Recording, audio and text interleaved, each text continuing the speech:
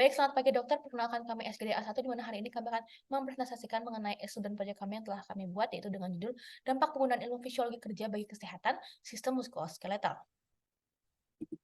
Berikut merupakan nama anggota-anggota dalam SGD A1. Baik, untuk selanjutnya latar belakang akan dilanjutkan oleh rekan saya. Baik, selanjutnya perkenalkan nama saya Nikade Fitria Parahita dengan 3 digit terakhir 019 yang kali ini akan memaparkan mengenai latar belakang dan alasan kami mengangkat penulisan ini. Berdasarkan tinjauan yang kami lakukan, dapat kami tilik bahwa dewasa ini keresahan akan pengaruh kelelahan kerja, kecelakaan kerja, bahkan stres kerja mulai menjadi sorotan bersama.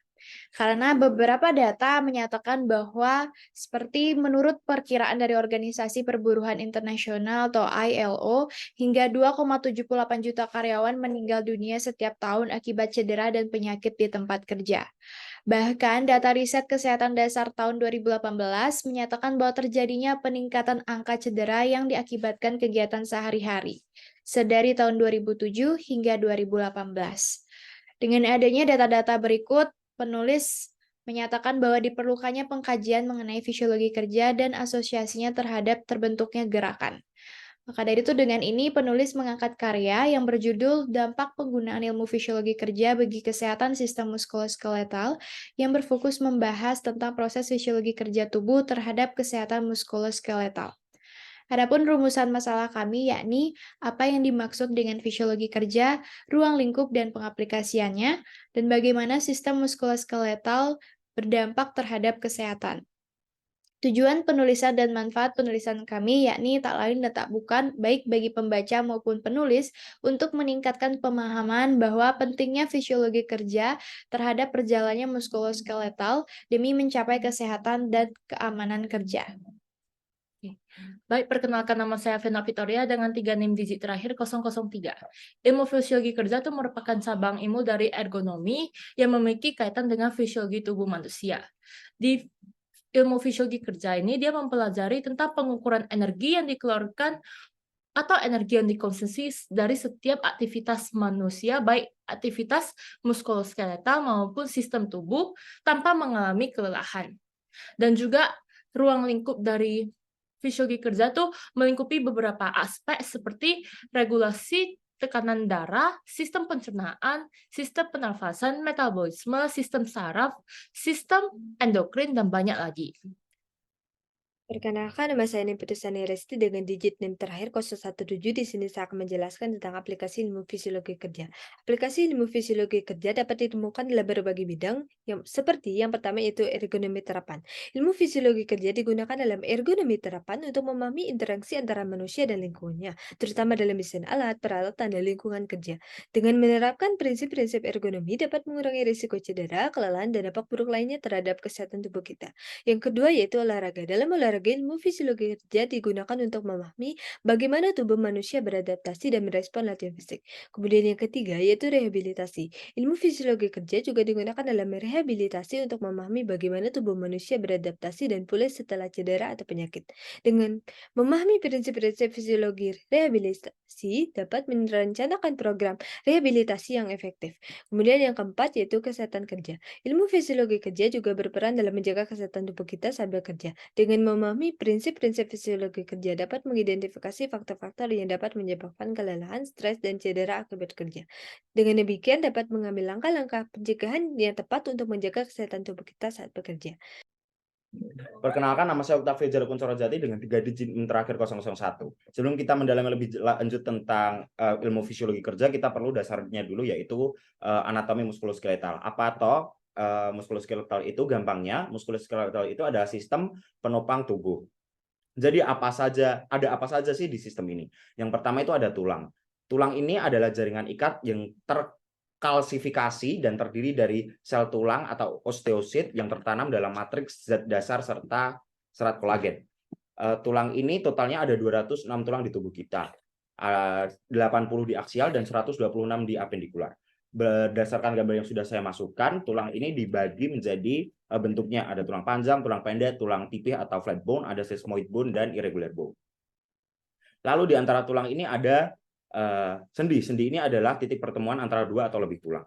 Sendi ini memungkinkan berbagai jenis gerakan dan memberikan fleksibilitas. Lalu apakah muskuloskeletal hanya tulang dan sendi? Jawabannya tidak. Ada otot. Otot ini adalah jaringan kontraktor yang menghasilkan gerakan. Seperti yang kita tahu bahwa di tubuh ini menggunakan otot skeletal, membentuk sekitar 40% dari total massa tubuh dan berfungsi menghasilkan gerakan. Lalu apakah hanya tulang dan otot saja? Jawabannya tidak. Ada suatu jaringan ikat bernama ligamen. Ligamen ini adalah mengikat antara tulang dan tulang, tapi di luarnya. Ada juga tendon, yaitu tempat menempelnya otot di tulang. Baik, terima kasih atas kesempatannya. Perkenalkan, nama saya Hendrikus Fendi Bere dengan 3 digit NIM terakhir 007. Kali ini saya akan menjelaskan mengenai histologi sistem muskuloskeletal. Nah, untuk muskuloskeletal sendiri, kita akan tahu kalau muskuloskeletal itu terdiri dari 2 komponen utama, yakni tulang dan otot. Sehingga di sini kita hanya akan berbicara mengenai histologi dari tulang dan otot. Yang pertama adalah otot. Secara histologi, otot manusia itu dapat kita bedakan berdasarkan strukturnya dan dapat kita bedakan menjadi otot lurik, otot jantung, dan otot polos. Ketiga otot ini mempunyai struktur histologi dan fungsi yang berbeda-beda. Selanjutnya adalah tulang. Tulang terdiri dari 2 komponen utama, sel-sel tulang dan matriks ekstraseluler. Nah, sel-sel tulang ini ada osteoklas, osteoblas, dan osteosit. Sedangkan matriks ekstraseluler sendiri terdiri dari kolagen dan protein non-kolagen. Terima kasih.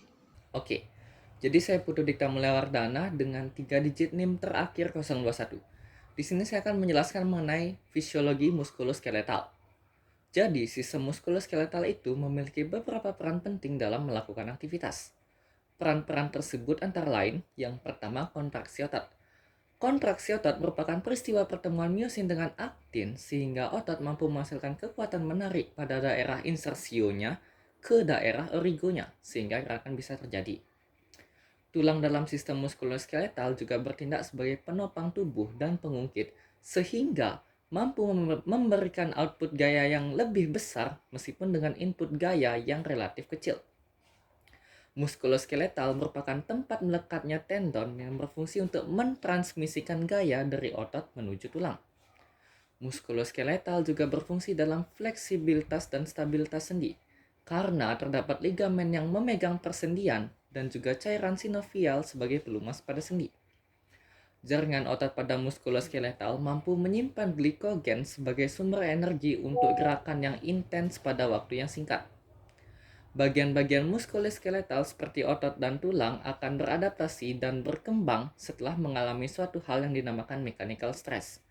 Hal ini pada akhirnya akan menyebabkan otot untuk membesar, penebalan tulang, peningkatan kelentukan, atau yang biasa dibilang sebagai range of motion atau ROM. Perkenalkan, saya Putu Nadia Pancasari dengan digit yang terakhir 009. Di sini akan menjelaskan mengenai fisiologis kerja, dampak ilmu fisiologis kerja bagi karyawan kantor. Nah, karyawan kantor itu seringkali memiliki yang namanya keluhan muskuloskeletal. Terdapat banyak faktor yang mempengaruhi, tapi di sini yang akan ditekankan adalah resiko postur kerja dan juga alat kerja yang digunakan.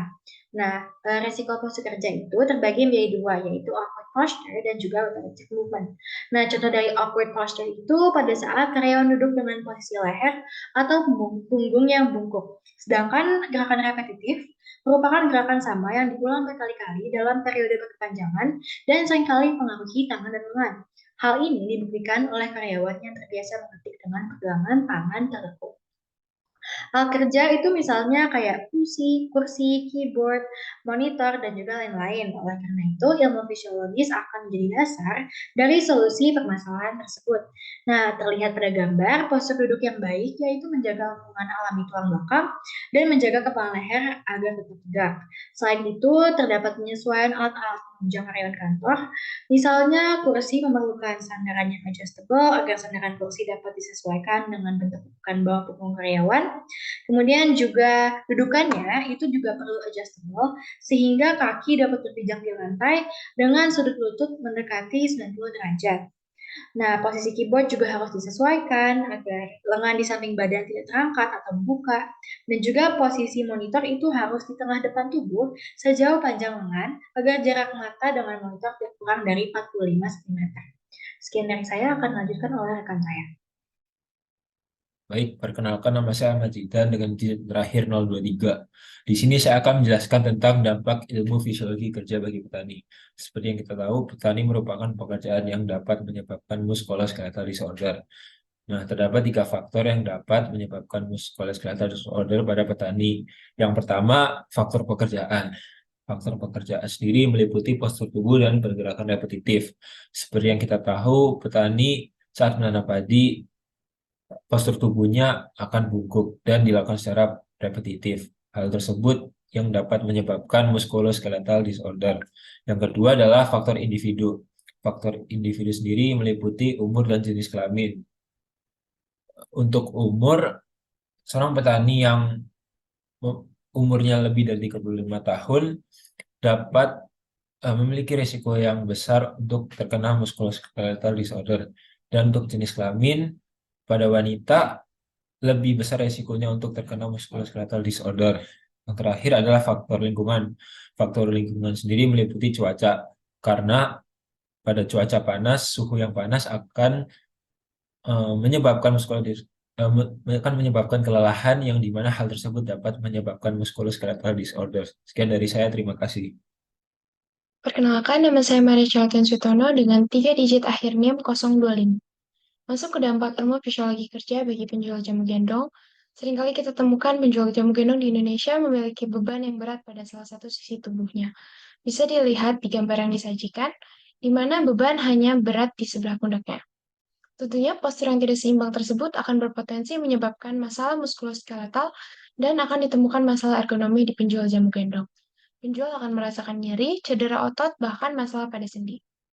Untuk itu, perlu penerapan dari ilmu ergonomi, yaitu memperbaiki postur penjual agar keluhan dan masalah kesehatan pada penjual dapat dihindari. Memastikan para penjual memahami cara menyesuaikan penggunaan alat kerja dan merancang kerja yang nyaman. Selanjutnya akan dilanjutkan oleh teman saya.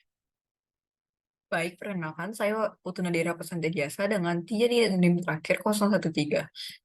Dan saya akan menjelaskan tentang dampak ilmu fisiologi kerja bagi atlet lari. Ketika seorang atlet berlari, sistem muskuloskeletal mengalami beberapa perubahan fisiologis untuk memenuhi tuntutan aktivitas yang meningkat. Perubahan-perubahan ini meliputi kontraksi otot, peningkatan aliran darah, dan curah jantung, produksi energi, dan termoregulasi yang meningkat, serta adaptasi tulang, jaringan ikat, dan serat otot untuk memadai tubuh ketika berlari.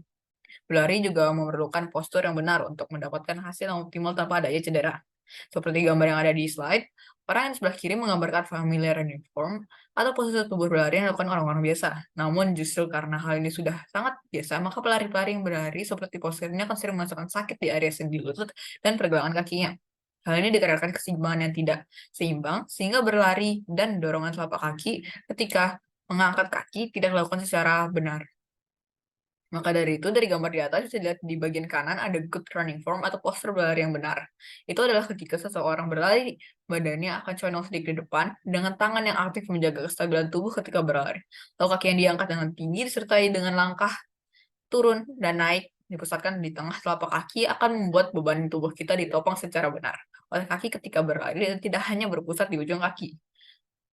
Hal ini bisa disupport dengan misal sepatu berlari, knee brace, atau banyak berbagai alat-alat lain untuk memadai kita berlari. Sekian dari saya, terima kasih. Baik, saya akan membahas kesimpulan. Sebelum itu, perkenalkan saya Vanessa Prague Paulus dengan NIM terakhir 011. Di sini saya akan membahas 2 poin pada kesimpulan ini. Yang pertama adalah ilmu fisiologi kerja merupakan salah satu cabang ilmu ergonomi yang menitik beratkan pada pengukuran energi yang dikeluarkan atau dikonsumsi oleh manusia. Serta dalam ilmu fisiologi kerja, salah satu yang berperan penting adalah tulang. Tulang ini merupakan jaringan ikat terklasifikasi, terdiri dari osteosit di dalam matriks dan kolagen dengan adanya lapisan tipis luar yang mengelilingi inti tulang, serta terdapat jaringan di dalamnya pulpa termasuk tempat sel darah terbentuk. Di mana ini otot akan berkontraksi sehingga menghasilkan pergerakan tubuh dalam menghasilkan panas dan menjaga postur tubuh. Halo, perkenalkan nama saya Ryan Hafiz Hindawan dengan digit tim terakhir 015. Melanjutkan apa yang Vanessa tadi katakan, dengan mengetahui dampak dari ilmu fisiologi kerja bagi kesehatan sistem muskuloskeletal kita bisa mengerti bagaimana mekanisme kerja sistem muskuloskeletal kita dalam menghadapi sesuatu. Hingga perubahan postur tubuh itu pun bisa dipengaruhi apabila melakukan sebuah kegiatan yang mengacu pada perpindahan postur tubuh normal manusia. Apabila tukang jamu terbiasa berjualan dengan postur tubuhnya, maka bisa saja ketika tukang jamu tersebut tidak berjualan, ia tetap mempertahankan postur tubuh bungkuknya tersebut. Maka solusinya seperti apa? Seperti yang dikatakan teman saya tadi, bisa menggunakan sepeda dan bisa juga menggunakan solusi-solusi lain sehingga tukang jamu tersebut tetap bisa mempertahankan postur tubuhnya dan tetap bisa berjualan jamu sesuai dengan profesinya. Lalu banyak sekali kegiatan-kegiatan manusia yang berhubungan dengan postur tubuh.